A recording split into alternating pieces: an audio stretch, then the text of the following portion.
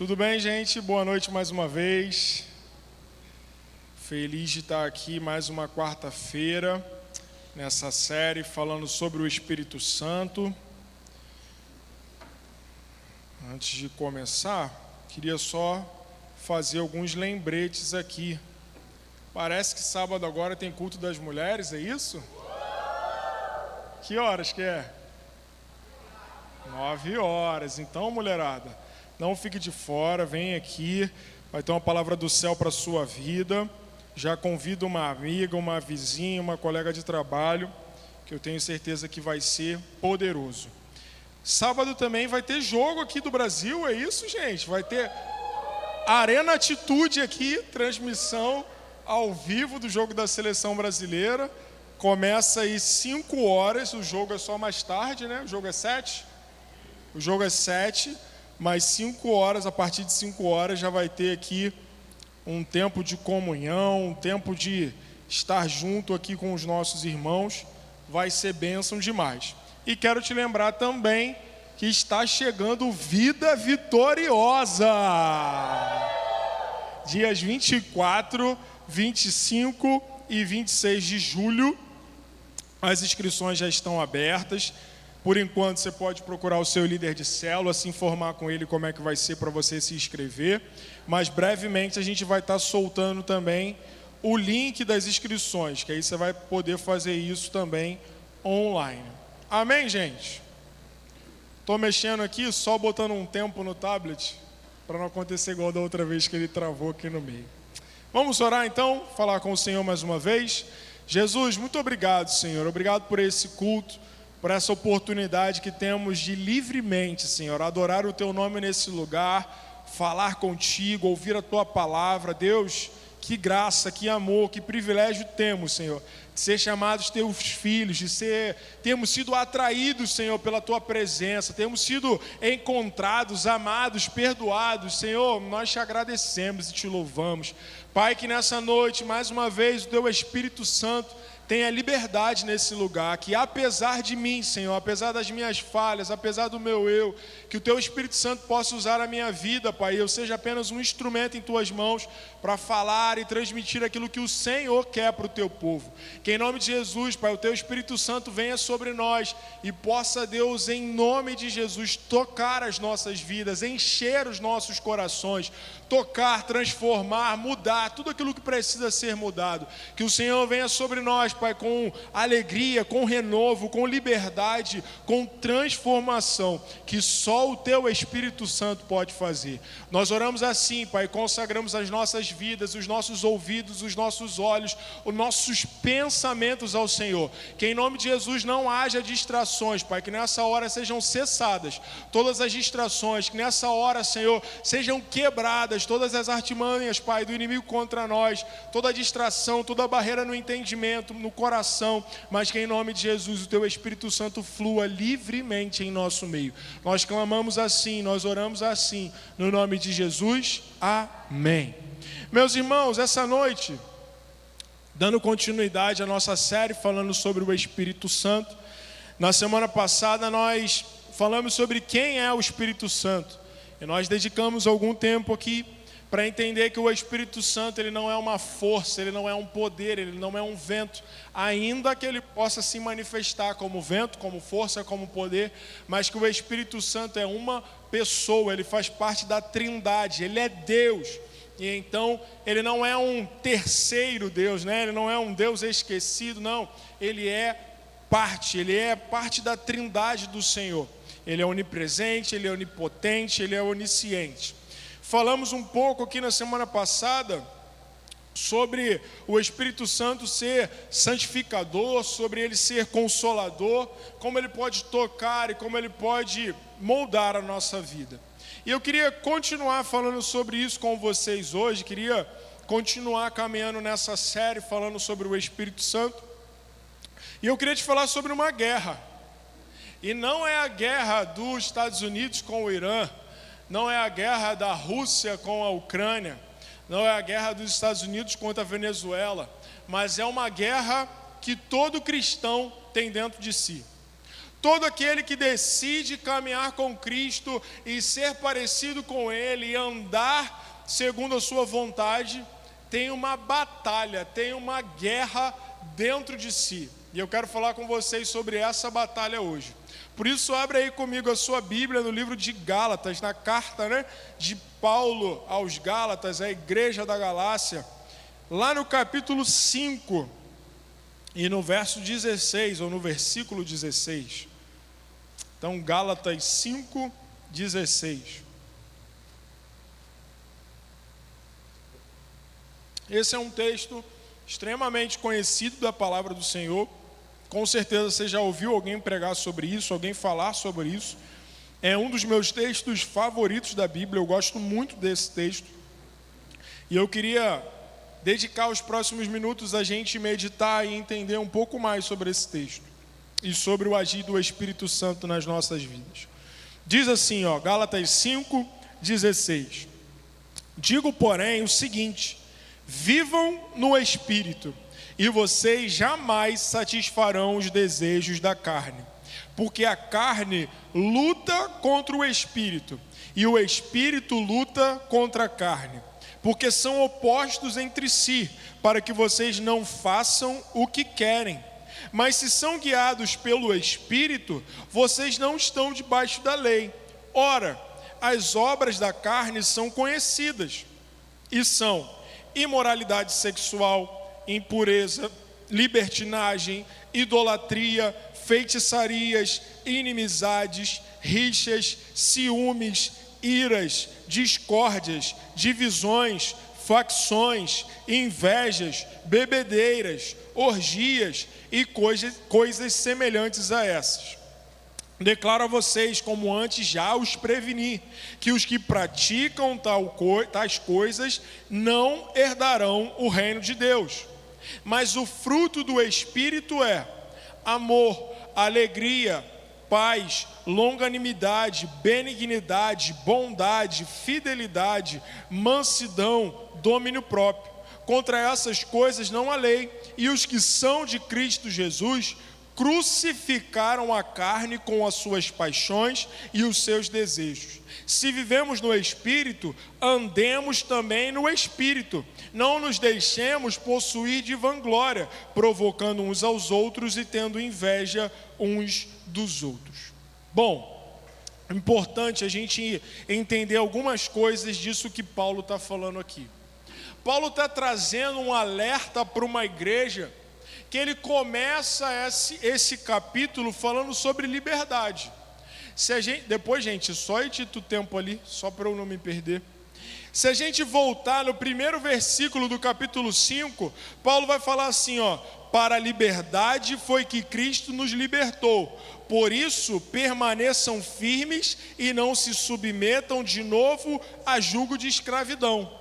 O que Paulo está dizendo para aquela igreja é, olha, vocês eram livres, vocês foram libertos da escravidão do pecado, vocês foram encontrados por Cristo e vocês não precisam mais viver segundo a vontade da sua carne. A Bíblia fala que quando nós conhecermos a verdade nos libertará. Essa era, portanto, uma igreja que já conhecia a verdade, eles já conheciam quem era Cristo, eles já tinham sido encontrados e libertos. E Paulo está reforçando com eles, Paulo está dizendo, olha, Jesus já fez de vocês livres, não se submetam de novo ao jugo da escravidão. Quando a gente vai lá para o versículo 4, Paulo continua dizendo, vocês que procuram justificar-se pela lei, estão sendo separados de Cristo. Vocês caíram da graça de Deus.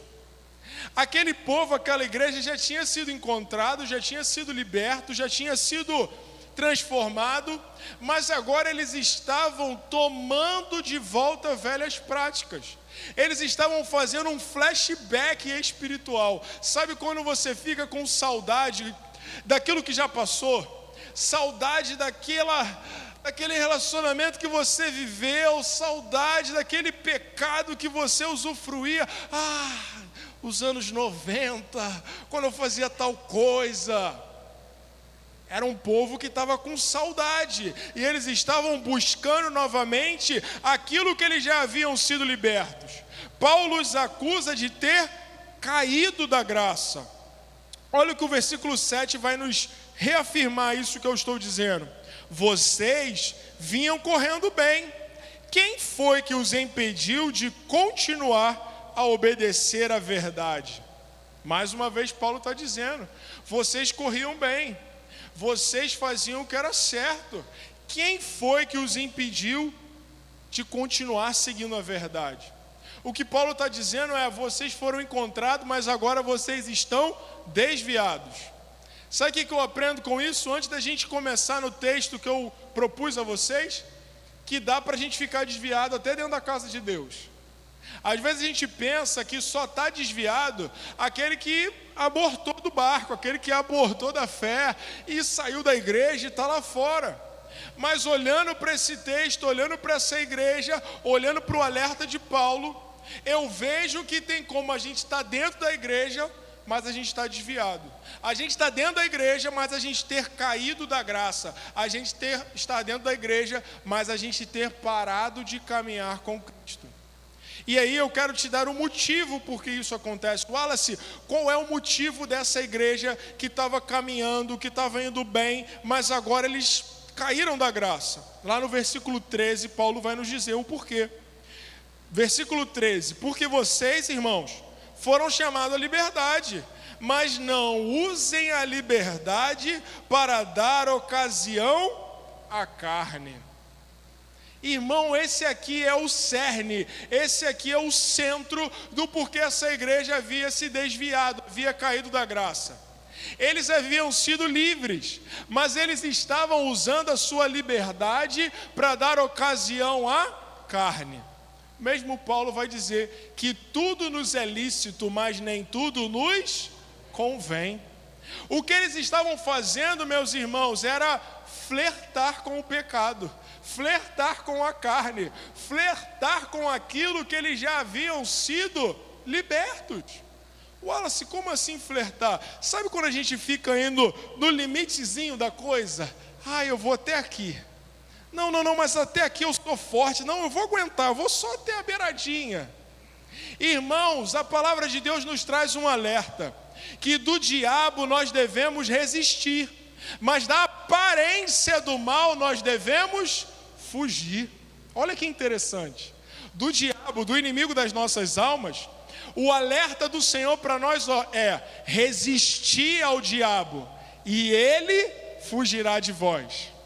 Agora, quando o Senhor nos fala sobre o mal, sobre o pecado, o Senhor nos fala fugir da aparência do mal. Percebe?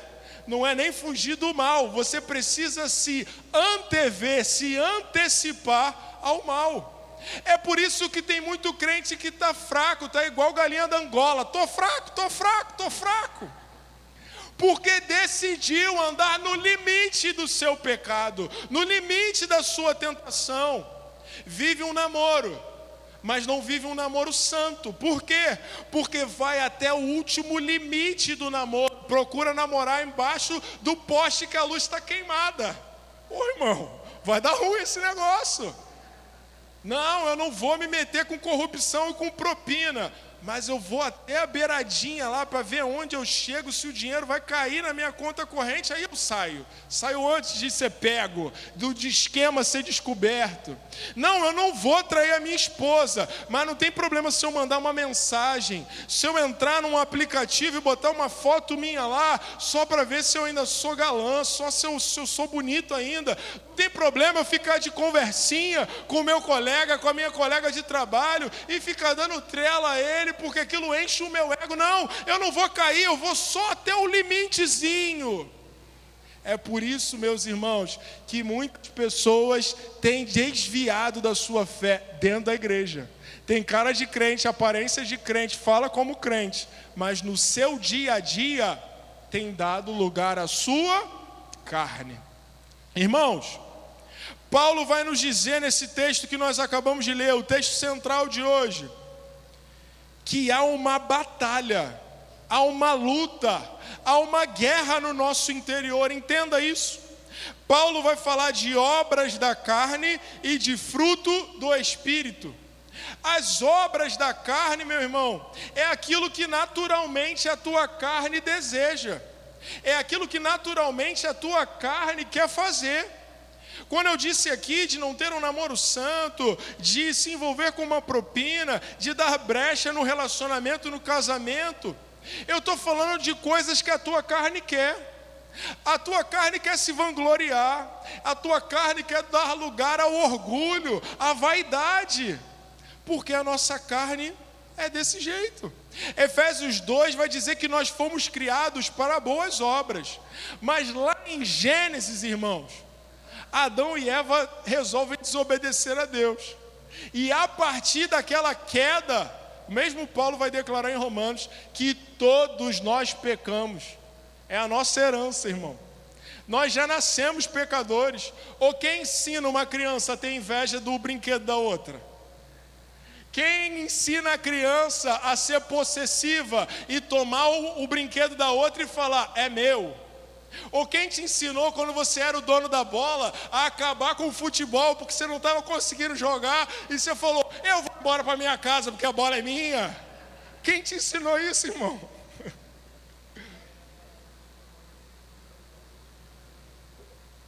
Quem ensinou a criança? Tem uma criança lá em casa, irmão. Tem duas, mas tem uma mais pequenininha, que tem 4 meses. Às vezes eu fico tentando saber quem ensinou ela, irmão, a gritar quando ela está com fome, a murmurar quando a gente não dá aquilo que ela quer. Quem ensinou, irmão? É a herança que nós temos de Adão e Eva. Do quê? Do pecado. Todos nós pecamos, sem exceção, e fomos separados da glória de Deus. A partir do momento que pecamos, agora a nossa carne anseia, deseja o pecado. E aí Paulo traz aqui uma lista. Ele fala de imoralidade sexual, impureza, libertinagem, idolatria, feitiçaria, inimizade, rixa, ciúme, por aí vai. A gente vai dedicar um tempo para essas coisas. Mas o que eu quero que você entenda é que essas coisas se manifestam naturalmente. Você não precisa se esforçar. Você não precisa fazer um curso para ser um bom pecador. Você já reparou isso? Naturalmente nós somos bons pecadores. Naturalmente a gente faz aquilo que a nossa carne tem vontade.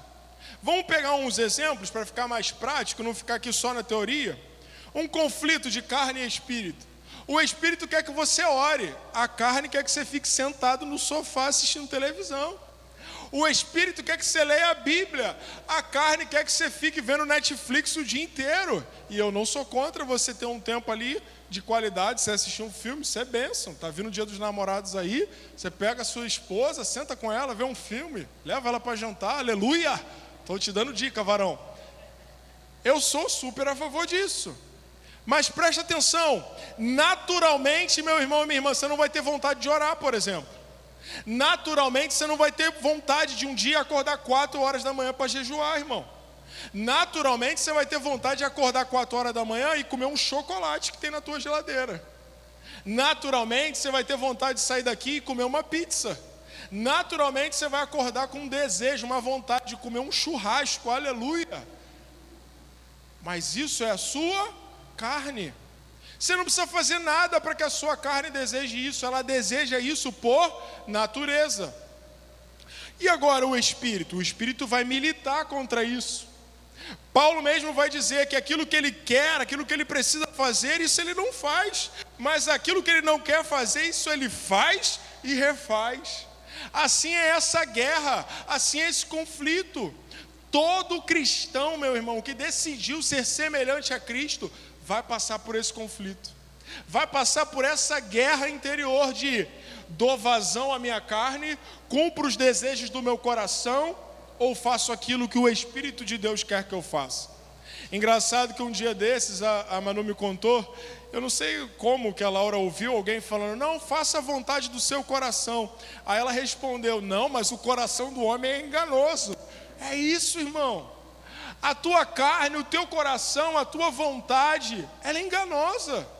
E ela vai ser totalmente contrária àquilo que Deus quer. aquilo que Deus deseja para você. Eu fiquei pensando nessa ilustração de carne, de espírito, e eu fiquei pensando, por exemplo, na gente quando quer fazer dieta. Não sei se você já tentou fazer dieta, mas geralmente a dieta começa na segunda-feira. Eu não sei porquê, mas tem isso, a dieta começa na segunda-feira. E aí, quando a pessoa quer emagrecer, você já reparou que ela muda os hábitos dela? E então ela passa a comer alface. Também não entendo porquê. Eu não tenho gosto de nada aquele negócio. Não tem benefício nenhum, mas as pessoas vão comer alface. E a pessoa muda os hábitos, ela vai comer salada, ela corta a gordura, ela vai fazer um exercício físico. Alguns vão tomar Monjaro, esses outros negócios aí. Mas com que é o objetivo? Que ela quer emagrecer.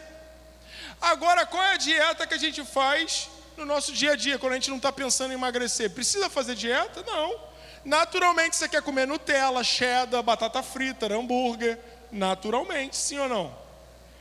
Você percebe que lutar contra aquilo que é um desejo do nosso coração vai precisar de nós uma determinação, vai precisar de nós um investimento. Assim é a luta da carne e do espírito dentro de nós. As obras da nossa carne são conhecidas, são manifestas, mas o fruto do espírito não tem a ver com aquilo que a gente faz, mas tem a ver com aquilo que só o espírito pode fazer. Quando a gente olha para o fruto do espírito e a gente vê falando de amor, alegria, paz, bondade, mansidão, domínio próprio, paciência, a gente fala, cara, não tem como isso sair de mim. E não tem mesmo, porque isso é fruto do espírito. Eu fiquei pensando mais um pouco nesse cenário, nessa ilustração, e eu imagino o fruto do espírito como uma tangerina. Já viu uma tangerina? É uma fruta inteira, mas ela tem vários gomos. Fica a dica aqui, ó, para as tias do Kids. Leva uma tangerina no dia que vocês forem falar sobre isso. A tangerina, ela tem vários gomos, mas elas fazem parte daquela mesma tangerina. Cada um desses gomos fazem parte dessa lista do fruto do espírito. E o que é a obra da carne? São aquelas minhoquinhas, aqueles bichinhos que vão tentando comer a fruta. Outro dia eu estava com uma fruta lá em casa, e com certeza isso já deve ter acontecido com você. A gente estava com a fruta e ela estava bonita, a gente já tinha comido alguma, ela estava bem docinha, mas a gente foi deixando ela ali, deixando, e nós esquecemos dela. Irmão, quando eu fui achar a fruta, ela já estava preta, ela já estava gosmenta, ela já estava escorrendo. Isso já aconteceu contigo? Você esqueceu uma fruta no fundo da geladeira, um legume no fundo da geladeira. Quando você viu, estava lá um negócio esquisito. Assim é a nossa vida espiritual. O Espírito é quem faz isso dentro de nós, gera amor, alegria, paz. Mas depende de nós cuidar desse templo do Espírito, depende de nós cuidar da nossa vida espiritual. Naturalmente, meus irmãos, se nós abandonarmos os cuidados, as disciplinas com a nossa vida espiritual, será como aquela fruta. Se nós não buscarmos o Espírito Santo diariamente na nossa vida, a nossa vida será como aquela fruta.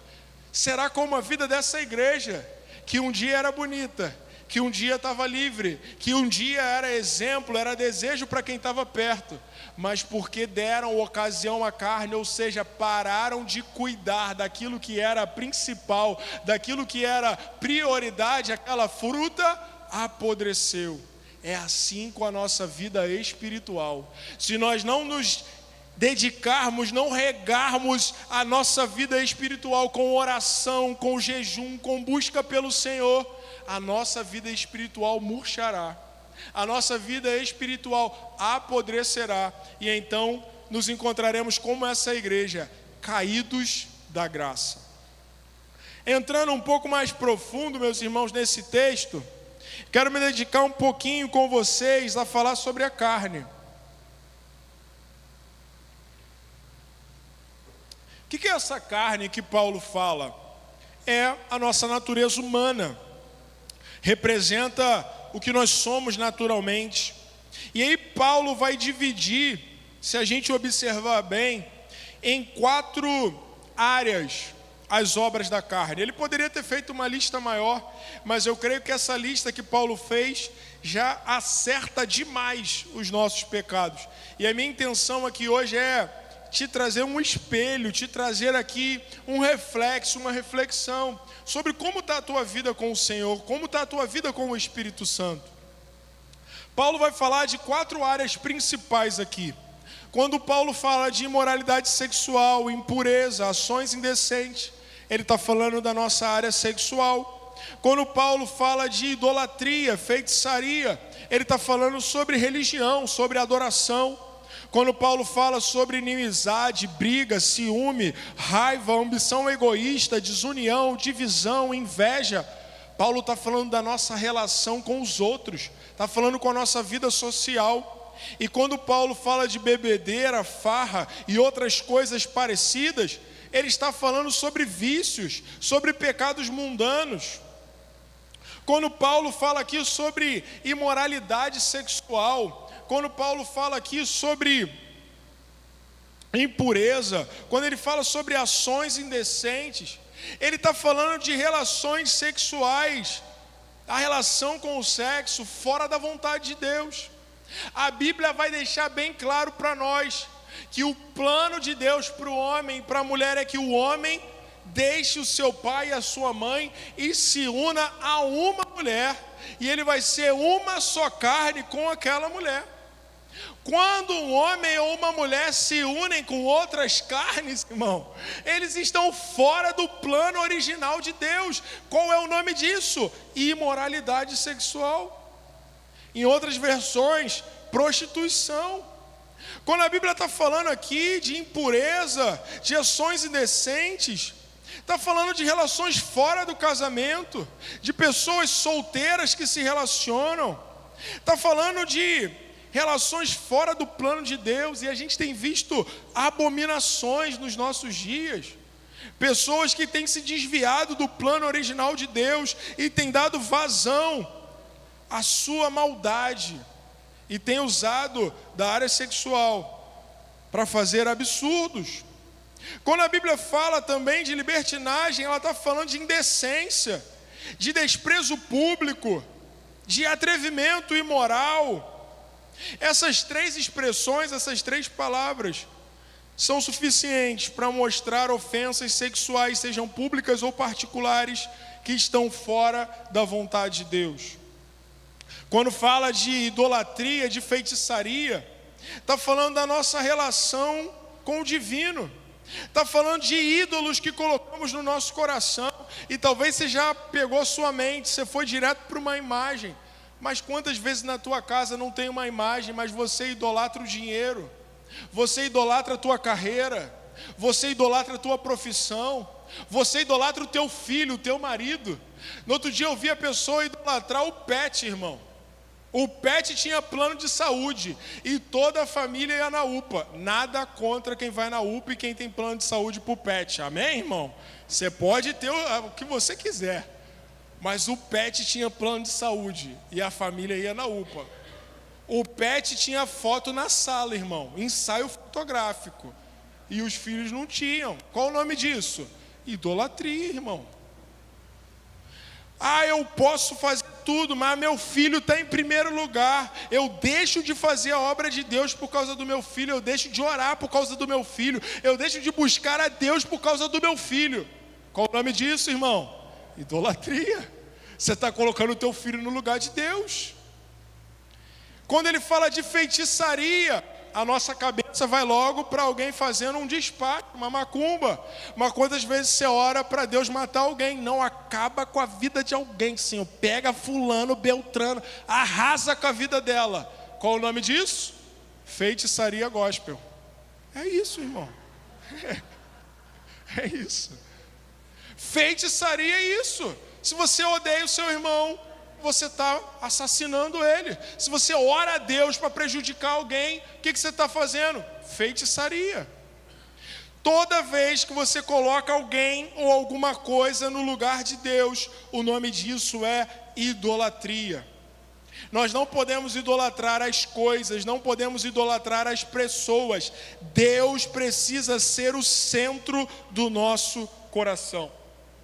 Mas há ainda um terceiro grupo que Paulo vai falar, que tem a ver com a nossa relação com o outro. E então surgem as inimizades, brigas, ciúmes, raiva, ambição egoísta, desunião, divisão, inveja. Ou seja, nós descumprimos aquilo que o Senhor mandou. Se o primeiro mandamento do Senhor é amar a Deus, e quando nós idolatramos coisas, pessoas, estamos roubando o lugar de Deus. Quando nós voltamos a nossa carne para atacar o nosso irmão, para ter inveja, egoísmo, para ter ciúme, briga, facções, nós estamos descumprindo o amar ao próximo. E aí muita gente fala, não, eu até quero amar ao próximo, o problema é o próximo. Irmão, mas você também é alguém difícil, amém? Aleluia? Você também é alguém complicado, aleluia? Você é alguém também cheio de probleminha, cheio de coisinha. E Deus tem paciência contigo, e Deus te ama, e o Espírito Santo não desiste de você e está trabalhando no teu coração. Então a gente precisa abrir mão. Tem gente que olha para essa lista e fala, não, eu sou briguento mesmo, comigo eu resolvo é na faca. Irmão, isso é obra da tua carne. Não, na minha relação tem que ter aquele ciúme brabo, aquele ciúme descontrolado, tem que ser uma mulher maluca, senão não tem emoção. Arranca fora isso do teu coração, amém? Isso é obra da tua carne. Eu não me aguento, eu fico logo vermelho, igual Divertidamente, possuído pela raiva. E quando eu vejo, eu já bati, já falei, já gritei, já falei palavrão, porque eu sou assim mesmo. Isso é obra da tua carne. Mas quando eu estou com raiva, eu não me aguento. Isso é obra da tua carne. No quarto grupo ainda, irmão, ele vem trazer para nós exemplos de vícios mundanos, e ele vai falar de bebedeira, e ele vai falar de farra, ele vai falar de orgia e coisas parecidas com essa. A obra da nossa carne sempre vai nos levar para esse lugar. A obra da nossa carne sempre vai contender contra Deus e vai nos levar a nos afastar do Senhor. A grande verdade é que quando nós olhamos para as obras da nossa carne, nós estamos vendo uma lista de coisas que entristecem a Deus e nos afastam do Senhor. Mas tem ainda um outro detalhe, que está lá no versículo 21, no finalzinho dele. Declaro a vocês, como antes já os preveni, que os que praticam tais coisas não herdarão o reino de Deus. Irmãos, essa guerra que há dentro de você, essa milícia, essa batalha, esse conflito entre a carne e o espírito, é porque o Espírito quer te fazer filho de Deus, quer te levar a acessar coisas espirituais, quer te levar a viver a vontade de Deus, que é boa, que é perfeita e que é agradável. Mas se você der vazão à sua carne, ocasião à sua carne, se você cair da graça e der lugar a todas essas coisas que eu falei, você não herdará o reino de Deus. Eu gosto de uma coisa que o pastor Josué falava, enquanto eu estava lá na sede, eu guardei isso no meu coração. Ele falava assim: o pecado para o crente deve ser um tropeço e não um estilo de vida. Quando a gente está falando aqui dessas obras da carne, não é que isso aqui nunca vai acontecer na nossa vida, que essas coisas nunca vão bater na porta do crente. Vão bater sim, irmão. E pode ser que no momento de fraqueza você tropece. Mas a diferença para o crente e para o não crente é que o não crente vive de acordo com a sua carne. Mas o crente, aquele que decidiu entregar o seu coração para o Senhor, ele busca viver segundo a vontade de Deus. Essas obras da carne não são o seu estilo de vida, são um tropeço. Tem um avivalista que fala que ele pensava que quando ele se batizasse, ele ia acabar de vez com todas as tentações do coração dele. E então ele vai lá, se batiza, e no dia seguinte ele está de frente de novo com esses conflitos, com essas tentações, com essa obra da carne. E ele vai declarar: achei que o meu velho homem no dia do batismo ia morrer, mas descobri que o desgraçado sabia nadar. Ou seja, irmãos, essa luta vai ser diária para todo crente, para todo cristão que resolveu, que decidiu viver uma vida buscando a Deus, viver uma vida com semelhança a Cristo. Essa vai ser a tua busca, a tua batalha, a tua guerra diária. Porque se você se entregar e viver uma vida debaixo dessas obras, você não herdará o reino de Deus. Sabe por quê? Porque o reino de Deus é para quem é filho. E o Espírito do Senhor clama dentro do nosso coração: Abba, Pai. O Espírito do Senhor clama dentro do nosso coração, e as pessoas que estão lá fora aguardam ansiosamente a manifestação dos filhos de Deus. A diferença entre quem é cristão, crente, quem está buscando a presença do Senhor, e quem está lá fora, é que essas coisas são normais para eles. Mas tem muito crente que se tornou normal viver dessa maneira. E é isso que nós temos que rejeitar. É isso que nós temos que nos arrepender essa noite. E se caímos da graça, precisamos clamar ao Espírito que reavive o nosso coração, que traga viva o nosso coração de novo.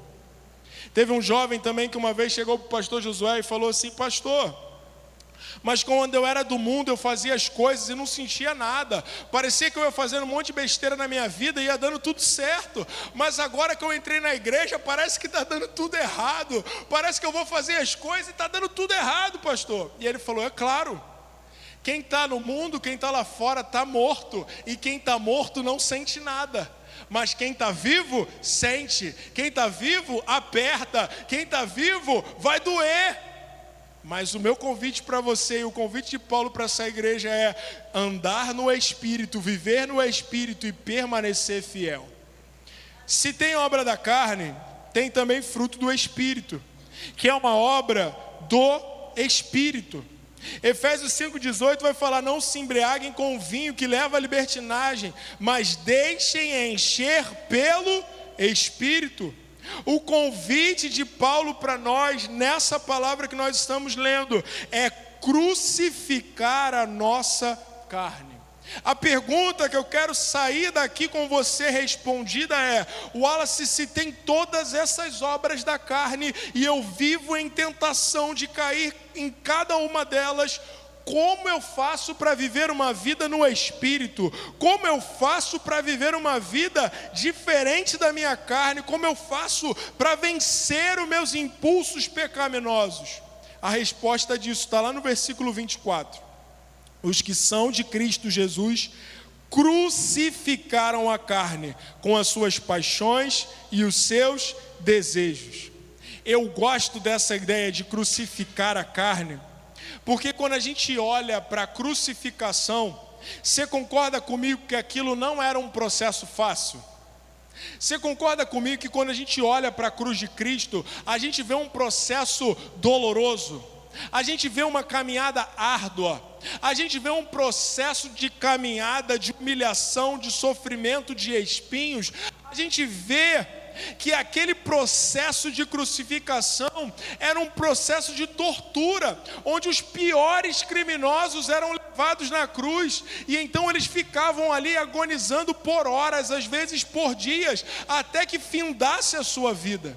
Quando Paulo está falando de crucificarmos a nossa carne, Paulo está usando a ideia que Jesus deixou para eles: aqueles que vierem após mim, negue a si mesmo, tome a sua cruz e siga-me. Tomar a sua cruz, crucificar a sua carne, é levar esses nossos desejos, essas obras da nossa carne, para a cruz de Cristo.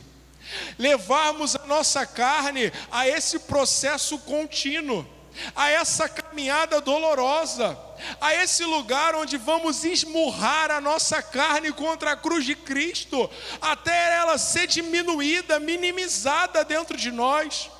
Eu gosto de uma coisa que Paulo fala, ele diz assim: na luta contra o pecado, vocês não foram ao ponto de derramarem o próprio sangue. Sabe o que isso quer dizer? É que a nossa luta contra a carne precisa ser de fato uma guerra, irmão. Não dá para a gente lutar de qualquer maneira, andar de qualquer maneira, achar que sem fazer nada vamos vencer a nossa carne, achar que sem buscar a Deus, sem orar, sem ler a Bíblia, sem fortalecer o nosso espírito, vamos vencer as nossas tentações. O processo de vencermos a carne é crucificar as nossas paixões e desejos na cruz de Cristo. Mas se existem obras, existe também um fruto do Espírito. E eu quero dedicar os próximos minutos a falar sobre o fruto, porque eu creio que nós sairemos daqui hoje cheios do Espírito Santo. E cheios do Espírito Santo, nós vamos manifestar o fruto do Espírito Santo. Wallace, qual é a primeira coisa que eu preciso fazer então para dar fruto? Para que o fruto do Espírito se manifeste em mim? Mateus 3,8. Deem fruto que mostre o arrependimento. Se você caiu da graça, se você se desviou como essa igreja, se você deu liberdade à sua carne, o primeiro passo que você precisa dar é se arrepender. Mas depois de se arrepender, você precisa se conectar na videira verdadeira. O que acontece é que muitos de nós, movidos pela religiosidade, abandonamos certas práticas e certos pecados, mas não substituímos essas práticas e pecados pela vontade de Deus. Repara, a religiosidade fala: para de pecar, para de roubar, para de mentir, para de fornicar, para de adulterar. A religiosidade para aí. Mas a vida com Deus não é apenas abandonar velhas práticas, mas agora se encher de novas. A Bíblia fala que eis que aquilo que já passou ficou para trás, e eis que foram feitas coisas novas. Agora somos novas criaturas em Cristo. Ter o fruto do Espírito é ter o fruto de um novo nascimento. De agora não ser mais guiado pela carne, mas nascer de novo no Espírito. E para que esse novo nascimento aconteça, e para que a sua vida dê o fruto do Espírito, você precisa estar conectado em Deus. Wallace, me prova isso, claro. João 15, abre aí se você puder, e a gente está caminhando para o final. João 15, do 1 ao 5. Eu sou a videira verdadeira, e meu pai é o agricultor. Todo ramo que estando em mim não dá fruto, ele corta, e todo que dá fruto, ele poda, para que dê mais fruto ainda. Vocês já estão limpos pela palavra que lhes tenho falado. Permaneçam em mim, e eu permanecerei em vocês. Nenhum ramo pode dar fruto por si mesmo, se não permanecer na videira. Vocês também não podem dar fruto, se não permanecerem em mim. Eu sou a videira, vocês são os ramos. Se alguém permanecer em mim e eu nele, esse dá muito fruto, pois sem mim vocês não podem fazer coisa alguma. O segredo de vencer a nossa carne é crucificar a nossa carne com Cristo, mas 2, nos conectar à videira verdadeira. Só é possível experimentar de um novo nascimento, de uma vida transformada, de uma vida guiada pelo Espírito e dar muito fruto, se estivermos conectados na videira. E quem é essa videira? É Cristo. É através da nossa ligação com a videira e a nossa permanência na videira que daremos muito fruto. Quando estamos conectados na videira, se não estivermos dando fruto, Ele nos corta, Ele nos poda, para que aí sim dê mais fruto ainda. É por isso que às vezes as coisas ficam difíceis. É por isso que às vezes parece que o Senhor está nos apertando, porque se estamos conectados nele, mas não estamos dando fruto, Ele começa a cortar, Ele começa a podar. Eu não sei se você já teve árvore em casa, eu nunca tive, irmão. E as plantas que eu tenho lá em casa, quase todas elas eu matei. Eu sou péssimo para planta. Agora eu estou tentando criar, cuidar, sei lá como é que fala. Como é que fala? Cultivar. Uma daquela que se pendura nos negócios. Como é que é o nome daquilo? Hã? Jiboia? Deve ser isso. Trepadeira? Não, não é samambaia não. Ela é fininha assim. Acho que é uma trepadeira. Gente, ela está sobrevivendo. Eu botei ela perto do bebedouro que tem lá em casa, tem um filtro. Aí toda vez que eu vou beber água, eu lembro que ela tem que beber água também.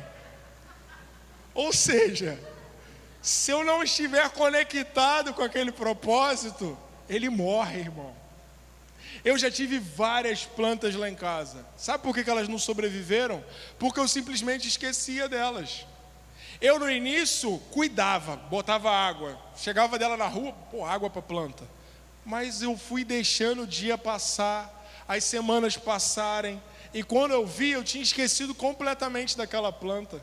É assim que muitos de nós estamos. Já fomos limpos pela palavra, mas não permanecemos nele. Deixamos as lutas, as dificuldades, deixamos os sonhos, os propósitos, os objetivos sufocarem a planta do nosso relacionamento com Deus. Não regamos, não colocamos a luz da palavra e quando vimos, matamos aquilo. Por isso precisamos olhar para a videira, nos conectar na videira, porque sozinhos não podemos dar fruto, mas conectados nele, podemos e conseguiremos viver a sua vontade. Eu quero encerrar te falando sobre cada um desses frutos. O primeiro fruto que Paulo fala é o amor. O amor é a principal virtude cristã, o amor é a marca de quem Deus é. A Bíblia fala que Deus é amor.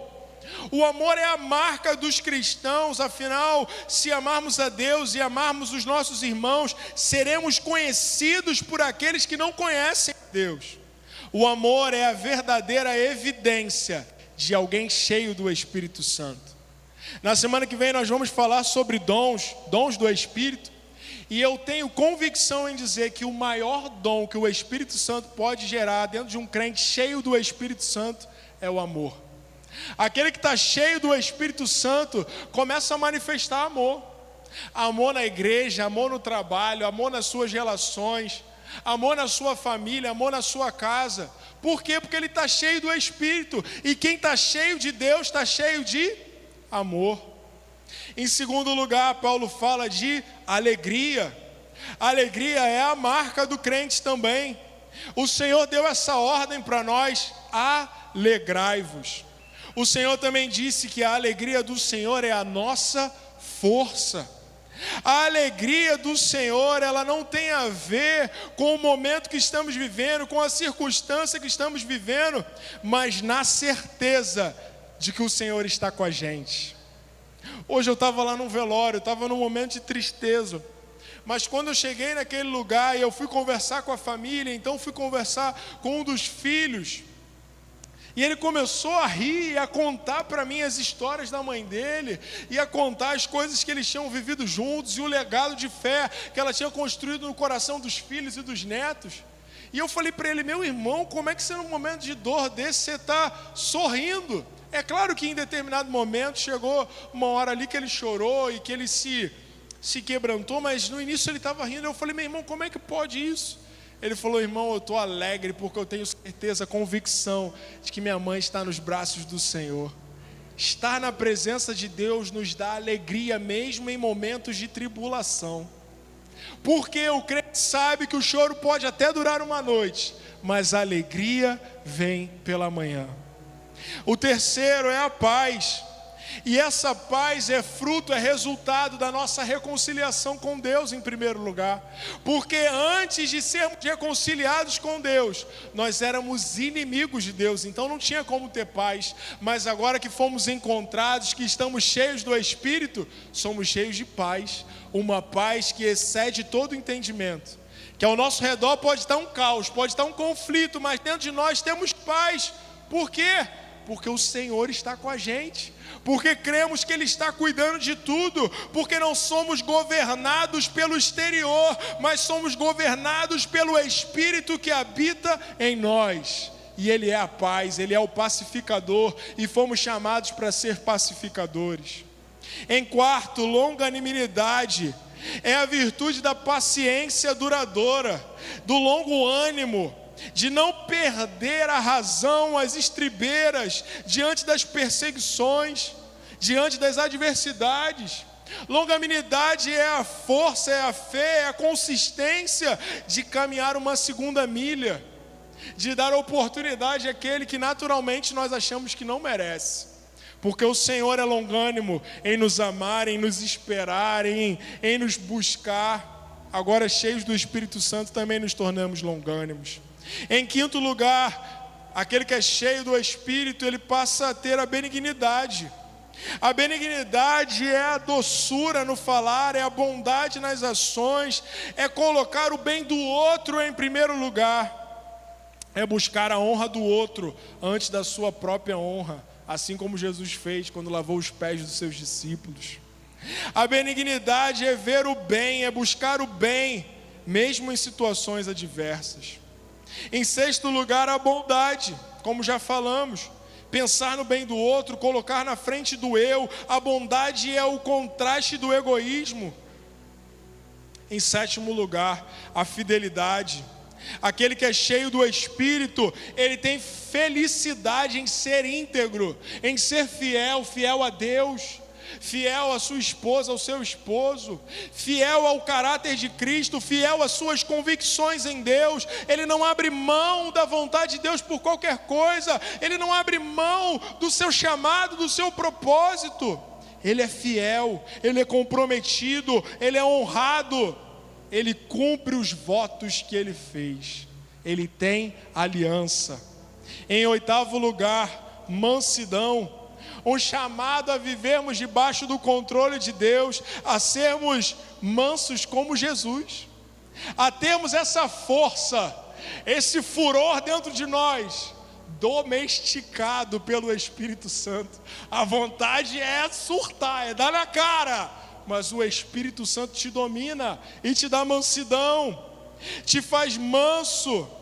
E ser manso não é ser fraco, é ser sábio, é ter disposição em sofrer o dano, em sofrer prejuízo, mas ter a oportunidade de ver o bem prevalecer, de ver a vontade de Deus prevalecer.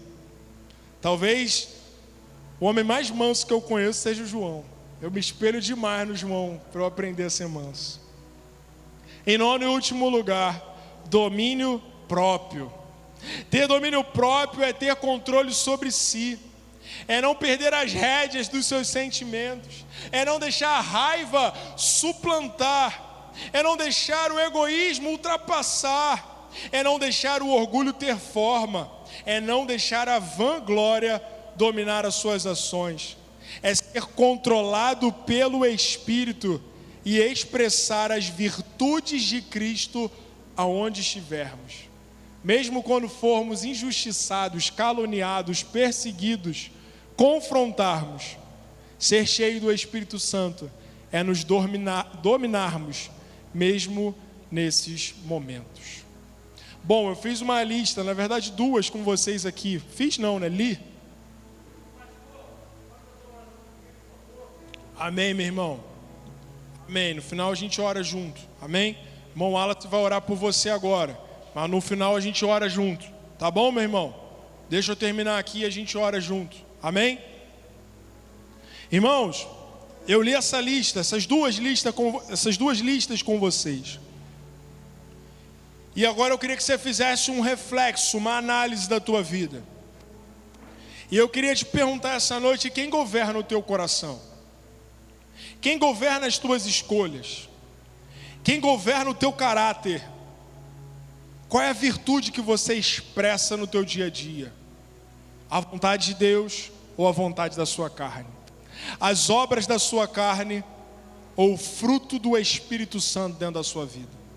Eu creio que durante essa mensagem o Senhor moveu no teu coração, e o Espírito Santo te mostrou aquilo que você precisa abandonar, aquilo que você precisa podar, aquilo que você precisa consertar. Mas eu creio que o primeiro passo que você pode dar hoje é entregar o governo, o domínio da sua vida ao Senhor. O convite do Senhor para mim e para você hoje é não sermos mais guiados pela nossa carne, mas vivermos uma vida governada pelo Espírito. Por isso eu queria te convidar a ficar de pé no seu lugar. O pessoal do louvor pode vir para cá também. E eu queria fazer uma oração com você. Talvez você nunca fez essa oração, você nunca fez uma oração de renúncia, de arrependimento, de entrega. Mas eu creio que o Espírito Santo de Deus está nesse lugar, nós estamos falando sobre Ele, estudando sobre Ele. E eu não tenho dúvida que Ele está aqui, que Ele está se movendo. E é Ele que traz o convencimento da justiça, do juízo, do pecado. Por isso, se hoje o Espírito Santo fez um reflexo na tua vida, e você viu que você tem sido governado, guiado pela tua carne, hoje eu te faço um convite de se arrepender, e eu quero orar com você sobre isso. Pai, em nome de Jesus, Senhor, nós reconhecemos nesse lugar sem máscaras, sem aparência, sem soberba, sem orgulho, que nós pecamos, que nós falhamos contra o Senhor, que nós pecamos contra o céu, contra Ti, fizemos aquilo que Te entristece, aquilo que Te desagrada. Talvez em algum momento da nossa vida nós já até encontramos a liberdade, mas assim como essa igreja de Gálatas, nós demos ocasião à nossa carne, caímos da graça, e hoje temos vivido uma vida governada pela nossa carne. Mas hoje, em nome de Jesus, nós decidimos nos arrepender, e Te clamamos, Senhor, quebranta o nosso coração, quebra o nosso eu, o nosso orgulho. Nós somos vasos de barro.